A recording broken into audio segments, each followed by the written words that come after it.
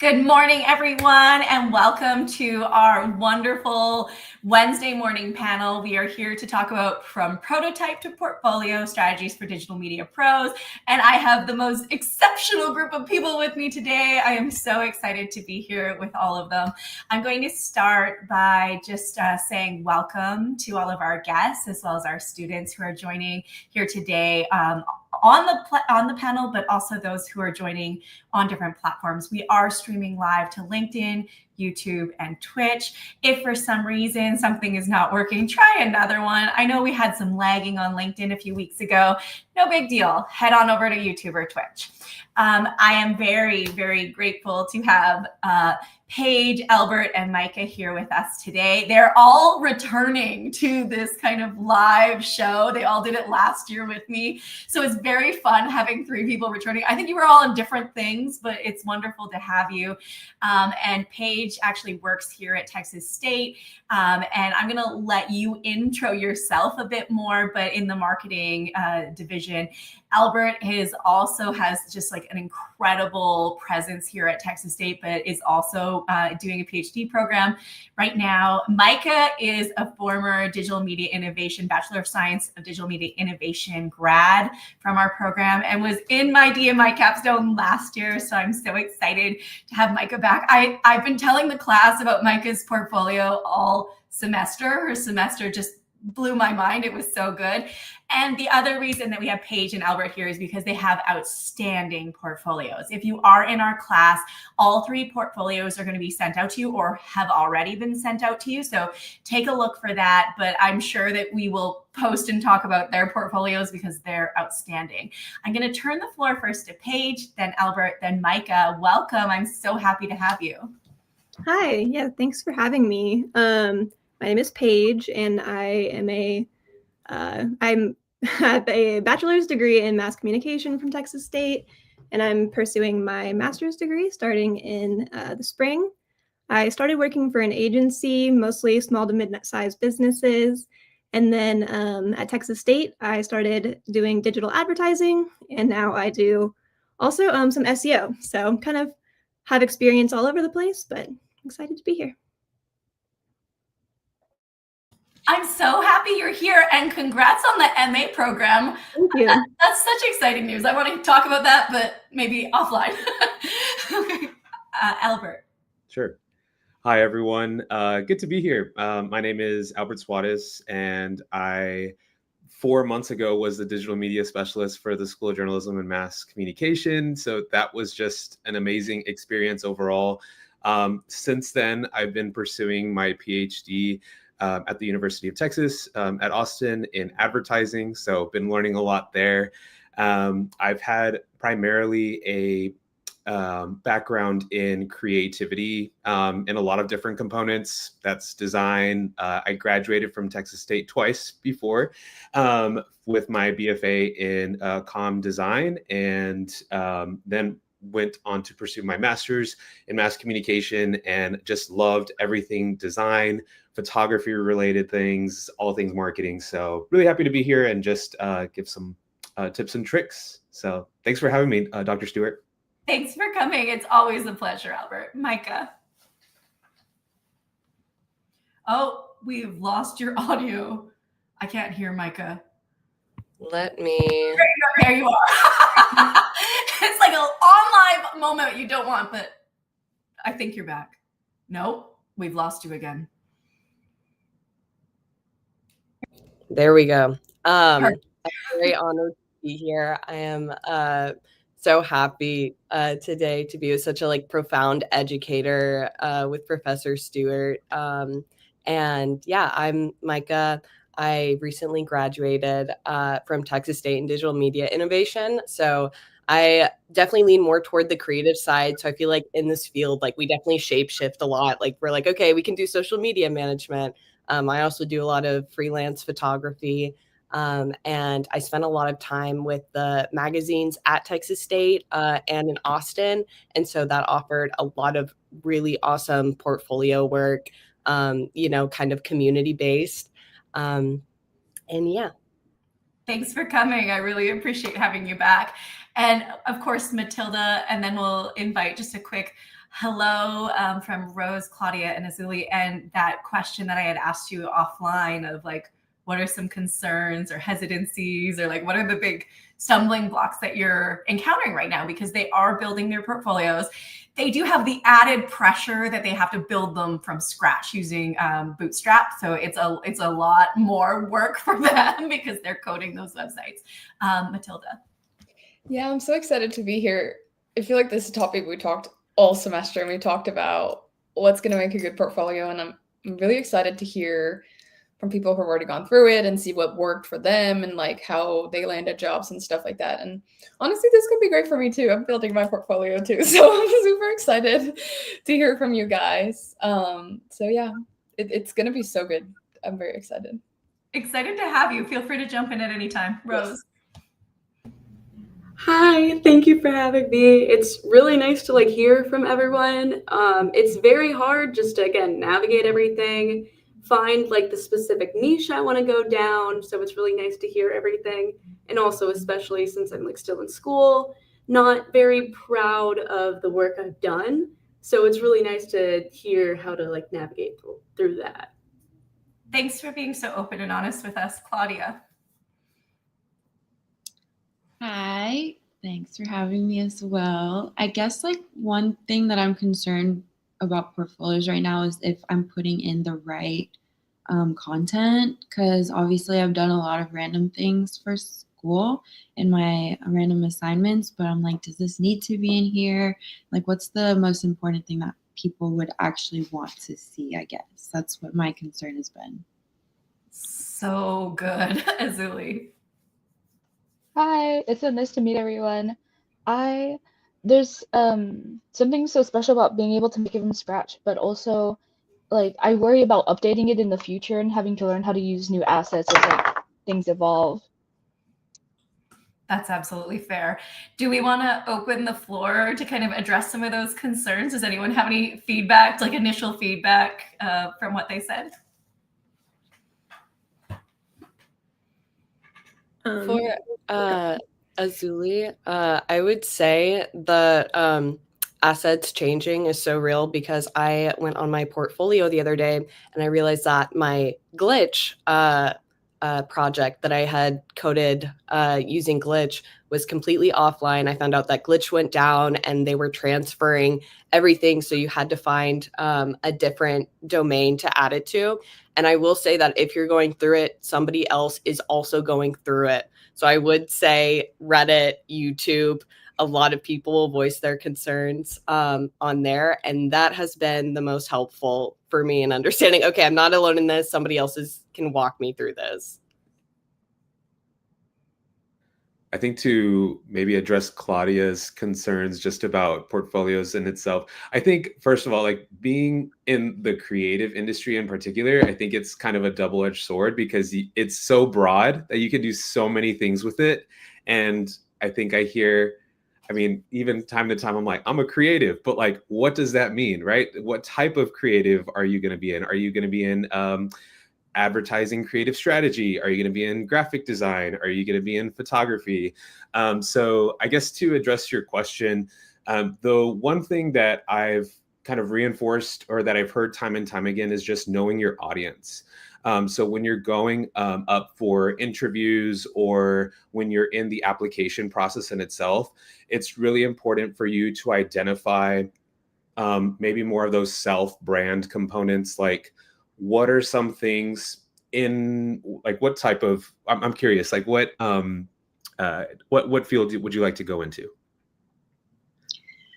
It's kind of funny because I already have a job, but I also kind of just want to do cosmetology. So it also doesn't really have to do with digital media, but branding wise, I guess that's what I would like to use digital media for. So yeah, kind of just like the beauty world. That's amazing. Yeah. And never underestimate how those dots can connect between industries. So if you want something that is in cosmetology, so I'll give you an example here between both. So I worked right after I graduated from college with my BFA. I could not find a job for the life of me. So there were two things that happened. One was because it was just so competitive in Austin, especially in the Central Texas area. But the one thing that I did at the time was I was a sales membership associate at a fitness studio in San Marcos. And from there, I did my regular duties. And I also just told my boss, like, hey, I have this background in design, like, and it looks like we could use some social media revamp. And, is there an opportunity for me to work with some of the marketing people? And all that to be said, like, those were kind of incremental building blocks for me to get very practical experience, even if it wasn't necessarily like in an agency or in the industry in particular. There were still some ways for me to really portfolio build there. So all I will say is, like, I don't want to say it depends each time, but like, as far as your portfolio goes, really make sure that you're catering your portfolio to the right audience. If you're going for like a job in branding, then have branding projects, right? Really showcase that. If you're going into something like, photography, then have something that is in that media realm. Like, just identify who your audience is, who you're talking to, and what are some of those objectives that they're listing in the application process, or even just on the website, what they're looking for. And I think those would be initial tips. So Thank you. Of course. Appreciate it. And building off of your answer there, I'm going to ask the next question and then pass it first off to Paige, which is, how do you deal with that blank page? We're starting a portfolio. We need it to tell a good story. We do need it to be a little bit strategic so that it's actually going to land us a job at some point. How do people vision out that first portfolio? Great question. So kind of like Albert said, I first would think about what kind of career are you pursuing? Do you want to be more on the social media side? Is it more creative strategy? Are you a strategist? Are you more like a technical hands-on person? And then I would look to other people in those roles that you would aspire to be and take a look at their portfolios and really just get started by taking a look at theirs. What kind of content do they have? How do they have theirs built? What do they have it built in? That's the best place to start, I think. Anyone else want to jump in?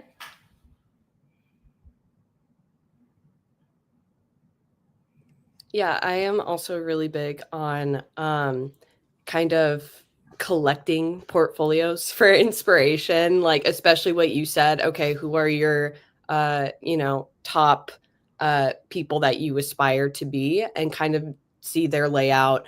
I definitely would take some of my favorite things from some portfolios that I've seen and make it my own and mismatch. And at the end, you have something that, you've created by yourself, especially if it's bootstrap, because it looks so unique depending on your own work and portfolio.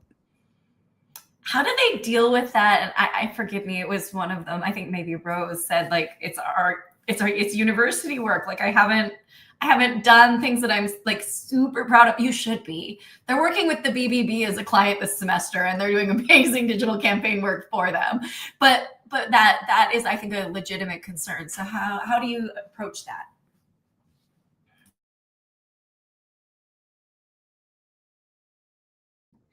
I think being able to,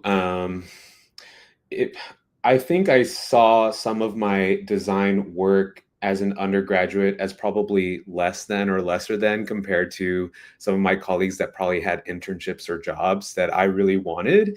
And so there was a little bit of like imposter syndrome that kind of kicked in those moments. But I think it was important to remind myself about the intentionality behind the work, and also kind of the strategic overview of my work in itself. So like really asking and answering the questions of, just what I can make, what I can offer, what are the clients or the, what are some of the what are the needs for the client or the agency, just getting all of that background information, because in a lot of creative fields or in digital media in general, I mean, there's going to be, some sort of investment involved. So you want to make sure that you have all of your ducks in a row first. You get all of the objectives lined up.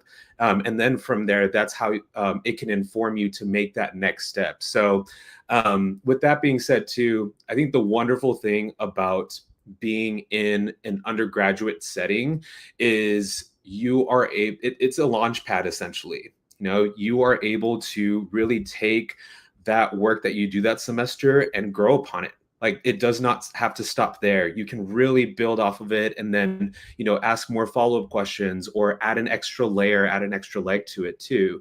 So really just kind of understanding, I think, the intentionality factors, I would say, is big. Thank you. I want to ask the question, how important do you think the portfolio is to actually landing a job? Like, do they actually need it? Is it important? And number two, like, if it is, how do they make a great first impression? Like, is there such a thing as a great first impression? I know I've looked at portfolios and been like, nah, I don't think so. And I've looked at others and I'm like, that's incredible. And I want to learn more. But I'm curious what your perspectives are. I would say a portfolio is really important for getting a job. Your resume will get you the interview, but I think that the portfolio is what actually gets you the job. The resume is where you can talk about your skills, but your portfolio is where you can actually showcase those skills. And you can include things more like numbers and successes. You can go into a lot more detail than maybe you could on your resume. And to me, I think the strongest impression is just that it looks professional. It looks like you in a way, has some of your personality and your like own personal brand, but really just having cohesive design work. So if it's colors, typography, just making sure that it looks well organized and professional. Yeah, absolutely. To build on that, I wanted to add that now looking for a job, they always say, okay, your resume should not be creative at all. It needs to be, the Harvard template standard. Same with cover letters. It's like colors are a maybe on those, and so I feel like as creative people, your portfolio is really where you get to show your true creativity and your voice. As you said, you use your voice in your cover letter for sure, but your portfolio is really where you back up, everything that you've mentioned. So I would definitely say it's really important for creative jobs and for most like digital media work.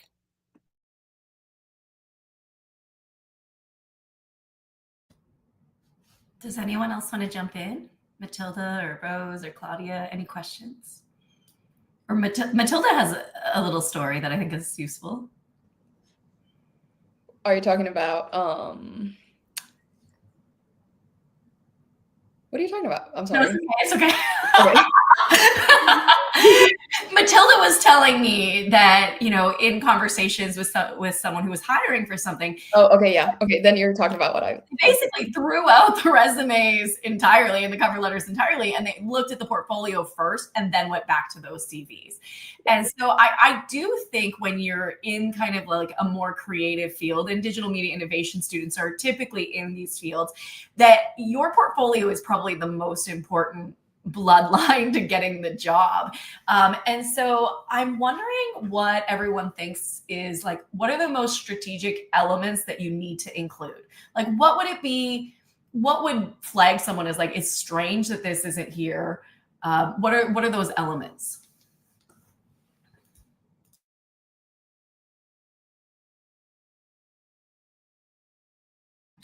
I think showing I think just going back to intentionality, and I hate to like just to reinforce that, but like, I think it just goes time and time again. It reinforces like everything there with context and like even just your process work too. So just seeing how people think and not just like the end result of it, because the process is just as important as like the execution, because there's going to be several variables, several different factors that you considered along the way in whatever kind of process, whether it be creative, whether it be strategic, just really kind of considering, I think, the process overall with it. And then like Micah and Paige mentioned, just having more of like a clear emphasis on like what really is important in your portfolio and what you want to direct people to, like as the first like standout piece. And then from there, just having more of an ease. If it's like a website, a website portfolio, for example, maybe something like having a very clean navigation and just having more of the emphasis on the actual pieces, backed up with just some of your process work, or even just brief statements on each stage of that process that you went through. I hope that makes sense. Absolutely. Anyone else want to jump in? I'll jump in. I mean, with the portfolio, you don't want it to be a complete reiteration of your resume. They serve similar purposes, but definitely not the same. But something that I really think is important on both the resume and the portfolio is that direction about where, like, what kind of roles do you want? What kind of marketer or creative are you? So I would include something like how a resume has either a summary or a mission statement, statement of purpose, however you want to phrase it, that just tells a little bit about who you are and what you want to do. And then, of course, the rest of it really just being focused on your work. I would say definitely make sure they have a way to contact you on the website. Every website has this, and recruiters are going to know how to contact you, but possible clients or people that just find your website might not have that information and they need to know it. And I would also say that navigation is really important in the portfolio. I'm a bit of a hypocrite because I do have a very different navigation system, but I would say that simple is good because they're going to, most recruiters are going to spend only a small amount of time on it. So they're going to need to know, they're going to need to be able to sift through all your work quickly. And like Paige said, they're going to want to get to that mission statement. They're going to know what your values are, as well as going back and forth between your work. Thank you. Really great answers. As you know, my next question was, what mistakes have you made? But I think this kind of pairs really nicely with Chloe's question, which is, what are some mistakes that beginners make in general? And what are ways to avoid these mistakes? Have you had a moment of oh, I should not have done that when you were building out your portfolio? I feel like I am stating some common sense, but I'm going to state it in case there was somebody like me and was not saving it actively. I'm not sure if, especially if Bootstrap, if you're doing it from scratch, I'm not sure how that process is. But there are so many times where I spent so long on a page and then my computer crashed or something refreshed. So make sure that you're saving it actively.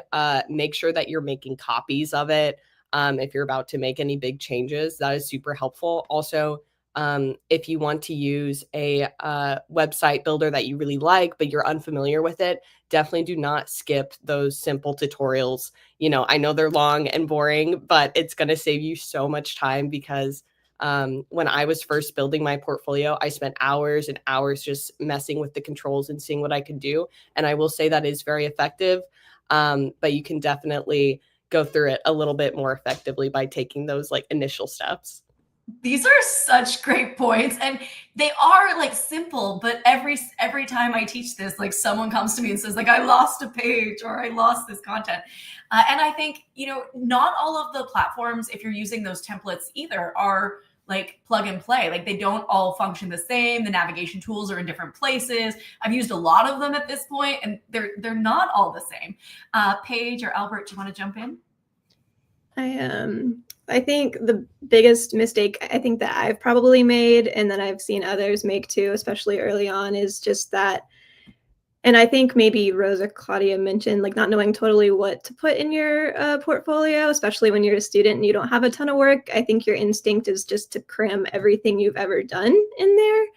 And that's not necessary. I've been on a few interview panels and looking at candidates' work, and I personally would rather see one or two really, really beautiful, well thought out, complete campaigns than just pages upon pages of everything you've done.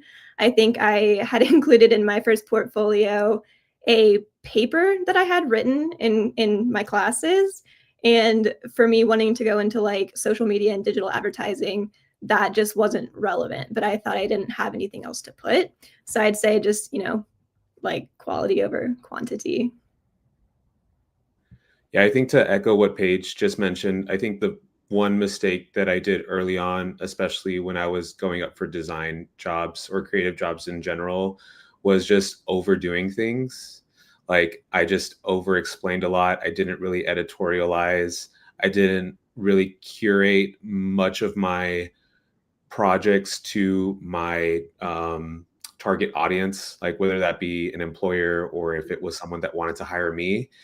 There was just a little bit of a disconnect there. So just making sure that you, I think, keep it very simple and also just find the value in just really emphasizing those like pieces that you're super proud of, and those that are kind of a work in progress. They can be in the background and maybe you can have some components of it, but it just has to make sense at the end of the day to what you're trying to achieve, whether that be going for a job or an internship. And honestly, now that I think about it too, with that being said, I guess the second component to it is I really hid a lot of my passion projects from my portfolio because they didn't really necessarily match up. But surprisingly enough, those were some of those like that was the edge for me in some of my application processes, because I had a photography background, or because I had, like some social media pieces, or, just familiarity with building websites and all that. I kind of pushed that in the back and said, yeah, I put myself in a box basically. And I said, if it's not design, then I don't want it. But like, those were the very things that really kind of set me apart. And those are some of your strengths at the end of the day. So just make sure to highlight those just as much as the pieces that you're really proud of. I think that's a really, really great feedback. And especially you do want to have a lane in a story, but don't put yourself in a box that you can't then pop the lid open to and walk through. And this kind of links to Paige's answer earlier, but Deshani says, as someone who tends to stress over making my work perfect, I'm curious, do employers care more about the final polish, or do they care more about how you work and think? And I'm curious what you think about this, Paige. Yes, and I just saw another question in the chat that is related about when do you get too focused on design. And I think for me, I do think that the final product being well polished is important. Attention to detail is something that employers and potential clients are going to be looking for. But on the flip side, you can't get too wrapped up into it. Whenever I was building my portfolio, I really wanted it to be unique to my own personal brand. And I think I got really obsessed with like color and typography. And I just had to bring it back to basics and say 2 colors, 2 fonts, that's it. And that really helped. And I think that the final product is more polished, but your portfolio should definitely also prioritize being how you work, how you think. That's important not only to potential employers and clients, but like people that you would work with. So it's both, but don't stress about any of it too much, especially in the beginning. Thank you. Roland says, as someone pursuing a career in UX, UI, and not having any real client work to put in my portfolio, is it beneficial to just keep working on conceptual work and showcasing my portfolio? And I think this kind of links in with Colton's question, which is, what would you say to someone whose portfolio isn't based around static images and more around multimedia, like video, VR, IR, and coding skills? And I do think a few of them are kind of moving in that direction of more like emerging tech, coding, UX kind of direction. So any advice for those kind of portfolios?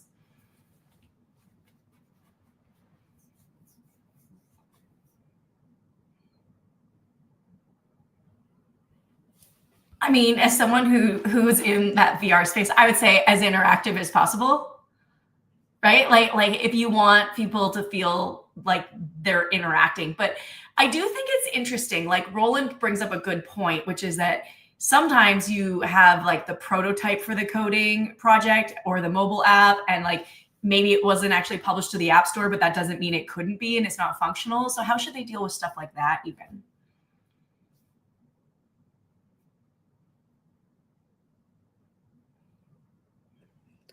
I would say definitely use iframe in the coding. So if you are able to publish it, definitely make it so you can link it and people can scroll and interact with the website through the website. I would just have to reiterate what Professor Stewart said, which is interactive, especially with multimedia. I feel like you can go a lot of different directions with that. That's all I have to add. My portfolio is personally pretty simple. I don't have to deal with a bunch of coding or video work. I built my first portfolio in Bootstrap in school, but I've since moved away from that to a website builder. I use Webflow for my website, and then my actual portfolio of work is in a Canva deck, so pretty simple. But going back to the first question, I think the first half of this about if it's beneficial to continue working on your conceptual work and showcasing that if you don't have real work, absolutely. I think you should redefine what you think real work is. Just because it's for school or for a personal project or for a family member doesn't mean that it's not real work. So definitely use that. Thank you. Really good advice. I see Dustin. He was a former panelist on one of the other ones. He's joining us this morning. Nice to see you. Fully agree on the website builder. Make sure you find out what happens if you decide to leave. What is the export process, or do you have to start from scratch? Have you had to deal with that? Any of you? It sounds like Micah just did, but Paige, Albert, any advice for this? Because sometimes they also go down. Like I've had my websites on pages that were no longer hosted by that server, or that service no longer exists. I think sometimes, you do have to rebuild, which stinks, but also sometimes that's a good opportunity to refresh your portfolio, especially if it hasn't been updated in a while. But yeah, again, like Dustin said, just look into what the policies are. I think with a tool like Webflow, it's a bit more of an advanced website builder, I would say. It's somewhere between, it's above Squarespace and Wix, but probably below WordPress. But it is, I believe, they will allow you to export your code. So that works. And then WordPress has ways to export your websites to other tools if you decide to leave. But yeah, just be careful because, yeah, rebuilding's not fun. Yeah, and to add on to that, to the whole rebuilding process, it can be so devastating when you feel like you've just lost all of your work, and it can be really hard to get over that hurdle and just start from scratch again. But just a little bit of encouragement, every time I have done that, the portfolio has been better since before the last. So you might think, okay, this is, I'm never going to be able to do something like this again. No, you will, and it will be better. And just real quick to back up your work. Sometimes if it's on a website, I want to go back and look at old portfolios. Even the Wayback Machine really doesn't get me there sometimes. So even if it's just doing a full page screenshot of your website or downloading your portfolio somehow as a PDF, if it's built more like a deck, having it and then keeping that, because it's also just really nice to look back and see what you've done in the past. And you should save all of your work. I think I've said this 100 times this semester, but there's no reason that your work should all just be living on a website. Like your copy should be somewhere else. Your photos, your work, your prototypes, everything should be somewhere else. I want to open the floor to Rose, Matilda, Claudia, or Azuli. If you have any questions, now is a great time to jump in. I can start. I was thinking about I know a lot of the students in our class are doing on Bootstrap, they're coding their own website. Do you think, let's say it's someone who doesn't necessarily want to get into web development, you want to do something else creative. Do you think it makes a big difference if they've coded their website or if they use let's say even WordPress to make their portfolio? Do you think that makes a big difference, or when should they for sure code their own and when should they maybe use a template or build it from scratch on a builder? I think you should use a template unless you're required to use the building. If we do the building because it's part of the requirements to show the degree competencies. But I mean, honestly, they're so much smoother in the templates. But I'd be curious what Paige and Albert. Yeah, because I know a lot of our students are thinking about that, which way to go, because it's it's absolutely a fair thing to do the templates and stuff. Is there benefits to that? What do you guys think?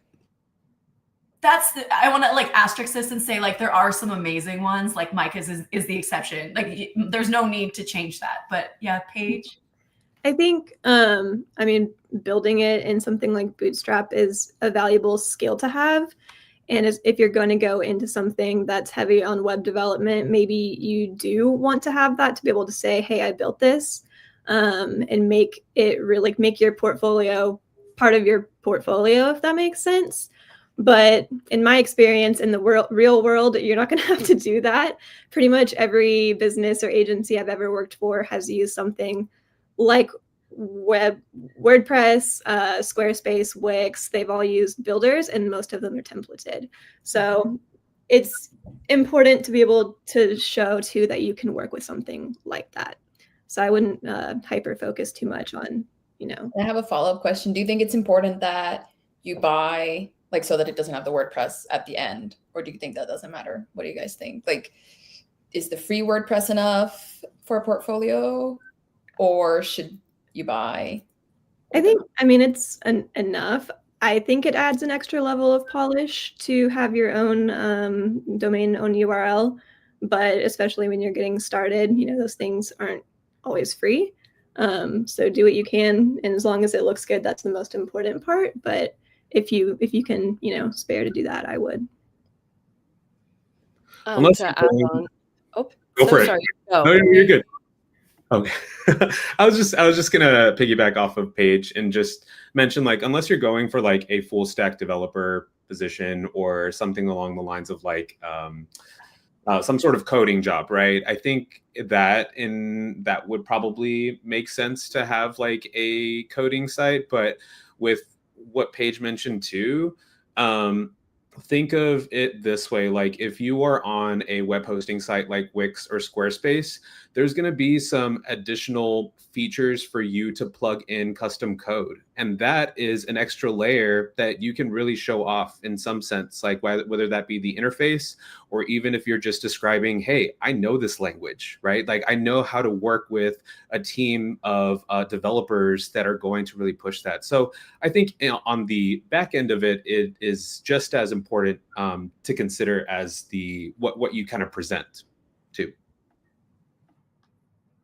Yeah, I would say that employers are probably going to be a little bit shallow, like what they see. If it looks good, I feel like it doesn't matter as much how you got there. Like, it's totally fine to use a template and do the things that works.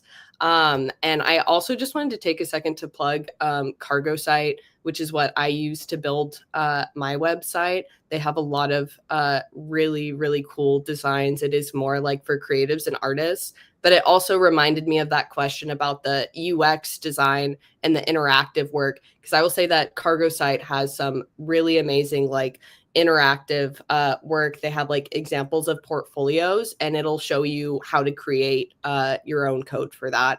And Cargo Site is super helpful for that, and they also allow students to use it for free. Thank you, Rose, Claudia, Azuli. Any questions? Yeah, Rose, jump in. This is more of a question of like taking a few steps back from the portfolio itself, but like Paige, I know you said you were doing like digital marketing work. Micah, Albert, I know y'all are doing more photography. How did y'all find out that's what y'all want to do, especially in a major where it's you learn everything? I feel like I have a good answer for that. So whenever I got out of undergrad, I really did not want to know what I wanted to do. I was interested kind of in social media, but also web, also kind of interested in like potentially journalism. And so by chance, but also by choice, my first jobs were with agencies. And I worked in the digital marketing department of a small agency where I got to do a little bit of everything. And I also got to work more with the creative team too. And over time, I just really found that I liked the analytical side of things. And so I kind of just naturally fell into being more interested in paid ads and more interested in SEO and web work over the more like creative side. So just getting to try a little bit of all of it's a good way to go.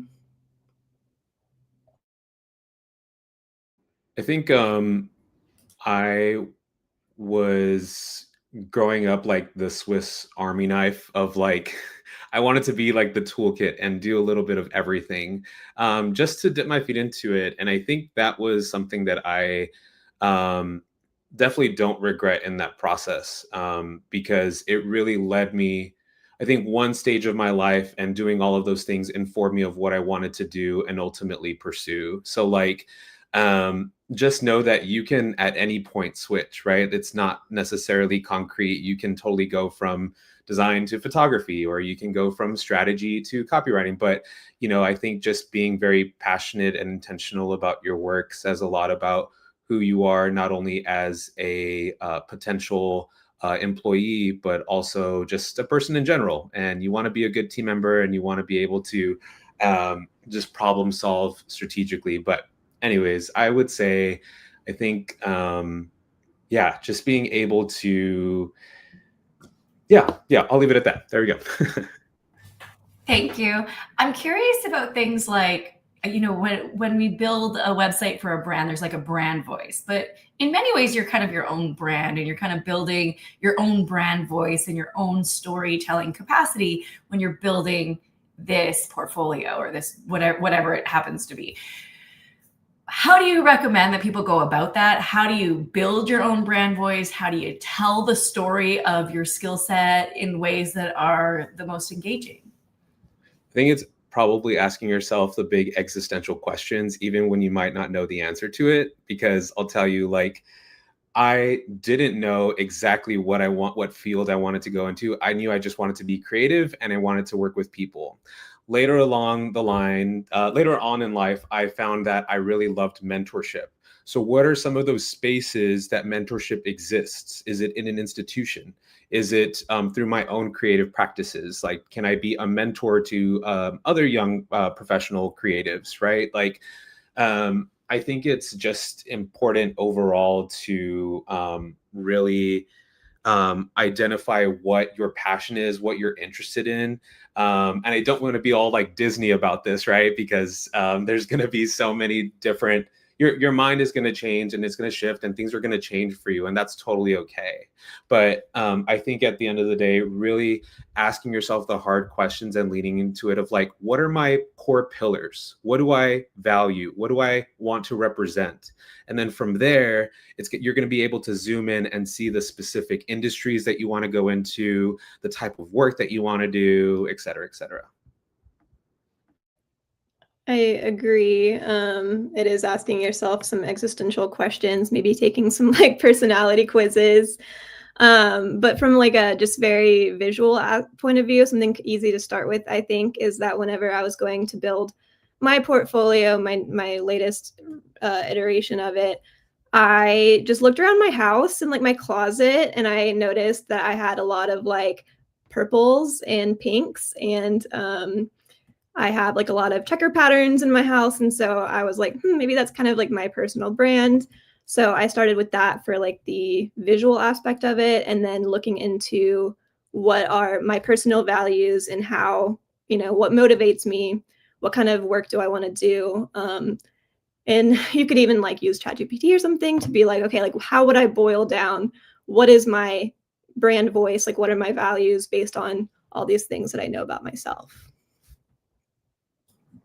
Great suggestion. Micah, did you want to jump in? For storytelling, it is difficult, building your own voice. I really liked Paige's answer of like, okay, come back to the real world. Look at, what's around you, what's in your room. I will say that it also definitely takes a lot of steps, like how Albert said of like, okay, those questions, write them down. And definitely, I think that bringing it back to the physical world and writing it down and seeing what's around you will really help you kind of get into that inner space of deciding your voice. Thank you. Beza asks, as AI reshapes digital media workflows, what strategies should students use to ensure their portfolios remain adaptive and competitive? I also think like, is AI going to replace portfolio building? Like, I'm just curious what you think about like the integration of AI into some of these systems that we're starting to already see. So anything in this direction would be great. I think that AI is useful as a tool for building your portfolio, but kind of tying back into the last question, you really want your portfolio to feel like you.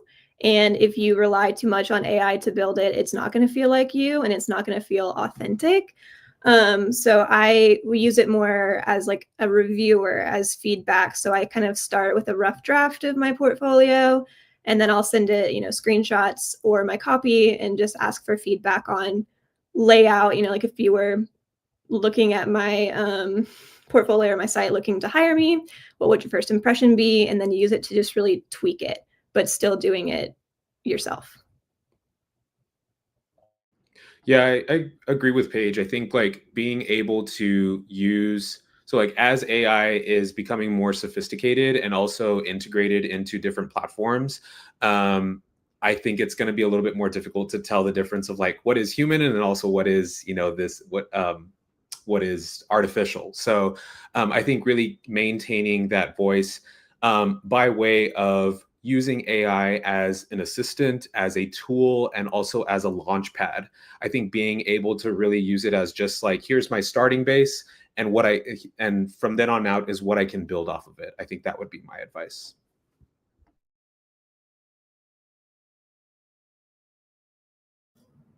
Did you want to jump in at all, Micah?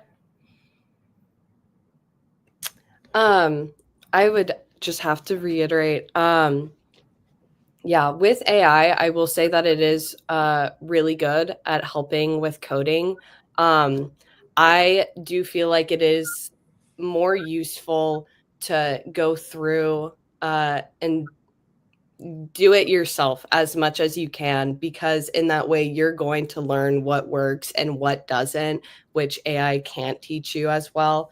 But if you've tried all the routes and you're unable to get a certain code to work, I do think it is good to use as an assistant, because a lot of people also aren't going to have that time, especially as students. Thank you. We are starting to run out of time, but I just wanted to put a couple like final questions to you, which is like, what's that one piece of advice that you want to give everyone on like making that best portfolio? And there's a second question here that emerges because it's been asked a few times in the comments, and I'm apologizing profusely. There's too many questions for me to get to all of them, but I do really appreciate them all.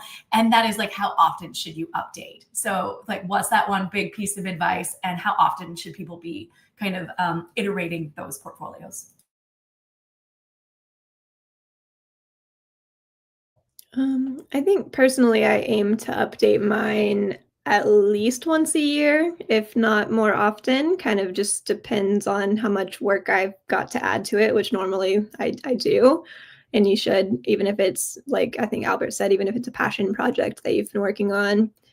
And I think my biggest piece of advice would be that it doesn't have to be perfect, and don't feel bad about just having student work or just having internships, because that all does matter. And I think if I was, an employer and I was looking to hire, I'm not looking that you've like, to, I guess kind of cheesy, but to compare it to like if you're doing dance rehearsals, you've shown that you know how to do those steps, you know how to do the work, even if you haven't like performed on Broadway, right? So that's okay. Everybody starts somewhere. I love that analogy. That's so perfect. Micah, then Albert. I would say just definitely make sure that all of your links are working on the website. So if you notice that something happened, definitely update that immediately so that people are able to click on that and it's not just a broken link. But I would say to not look at it in a time perspective for like how long you should wait before updating it. I would say go for how much work you've done. So if you finish your portfolio and then you had a really good project the next week, go ahead and add it on. as those projects come in, if time permits. And yeah, I would also say, don't be afraid to use those like personal work and passion projects in your portfolio. Not everything has to be strictly school or job related, because sometimes employers do like to see a little bit more of that personality. And yeah, definitely have faith in your work, trust your work. If you don't believe in it, it's going to be hard to convince other people to believe in it as well, so just, remind yourself of the time that you've spent on it, the hours that you've put in. And yeah, that's the advice that I would give. No work is too small to add, as long as it permits to what you're doing and what you're trying to achieve. Terrific advice. And last but not least, Albert. I think as far as like website maintenance goes, just having like, I mean, just to echo what Paige and Micah said, just having like a routine schedule of checking in. If you have any updates for your like portfolio, especially for your website, just making sure that you're checking again, like all the links, just making sure that you're on, that you paid for it actually, because sometimes that happens where they will put your website on offline if you don't pay for it. So that's a thing. And let's see. And also I would say too, from like a client perspective, just make sure that you have their permission to share their work at times, because sometimes they just want to keep it under wraps until like their launch or whatever their, contractual what the contractual deadline looks like. So just just communicate with your client or whoever you're working with then. My last piece of advice is summed up in probably just like 3 words, which is something that's carried me along my journey, is be curious. Be curious about your clients, be curious about the people that you work with. And be obsessed. I think like showing enthusiasm for what you do is just so important, because you want to be that team member, or you want to be just that teammate overall that just shows up with such like energy. And energy is so infectious in a workplace. So just show up, and show up tired, show up hangry, and show up like willing to do the work, and just be really excited about what you do, because that will get you through some really hard times when you question a lot of stuff. So just be curious and be obsessed. That would be my 2 Be points. curious, be obsessed. That's the best way to end this panel. Thank you so much to Albert, Paige, and Micah for joining us today as panelists. And of course to Matilda, who's my wonderful graduate assistant, and Rose, Claudia, and Izuli, who are just exceptional DMI students, exceptional. So what a great class we've also had in the comments. I really appreciate it. And I am so sorry we couldn't get to all of them, but really thoughtful questions. And a huge round of applause to all of you. Thank you so much for joining us today. Audience, please say thank you. And yeah, wonderful, wonderful, wonderful. I really appreciated it. Have a great day, everyone. We'll see you soon. Enjoy your November break. I'm counting down. It's almost November break. Okay, we'll talk soon.